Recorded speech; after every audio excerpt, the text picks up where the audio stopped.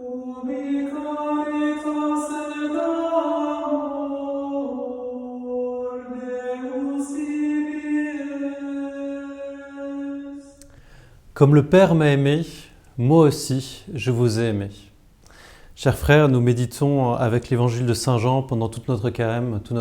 Nous allons nous arrêter aujourd'hui sur cette phrase de Jésus. Comme le Père m'a aimé, moi aussi je vous ai aimé. Et cette phrase, Jésus va la dire le soir de la Sainte Seine, le jeudi saint.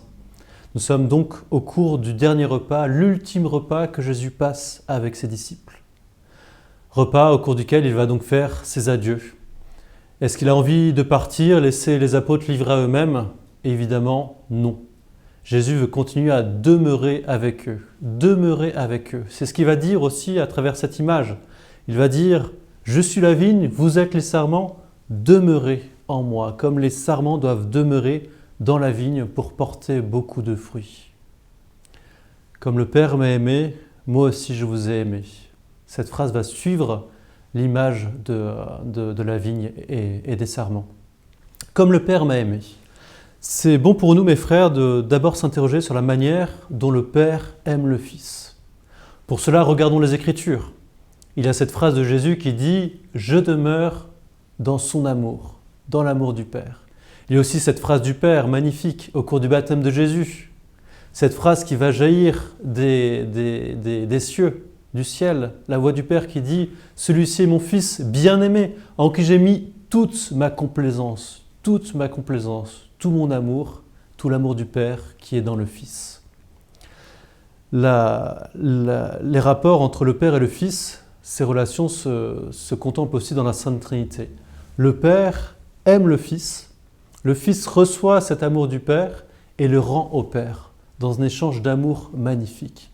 Voilà quelles sont les relations entre le Père et le Fils. Comme le Père m'a aimé, moi aussi je vous ai aimé.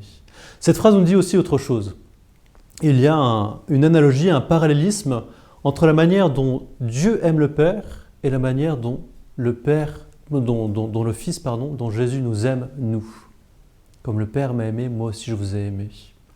Regardons la manière dont Jésus a manifesté son amour, sa charité pendant toute sa vie terrestre. Il va rencontrer des malades pour les guérir.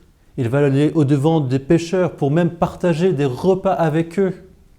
Voilà la charité du Fils. Et voilà aussi son rôle. Quand Jésus fait ça, son rôle est de manifester l'amour du Père pour tous les hommes. Dieu qui est le Tout-Puissant, le Transcendant, l'être que nul n'a jamais vu, il a voulu nous donner son amour, nous le manifester par l'entremise, l'intermédiaire du Fils. Voilà, comme le Père m'a aimé, moi aussi je vous ai aimé. Voilà, mes bien chers frères, la manière dont nous sommes aimés du Père. Voilà la contemplation que nous devons avoir avec cette phrase. Jésus l'a dit donc au cours du dernier repas.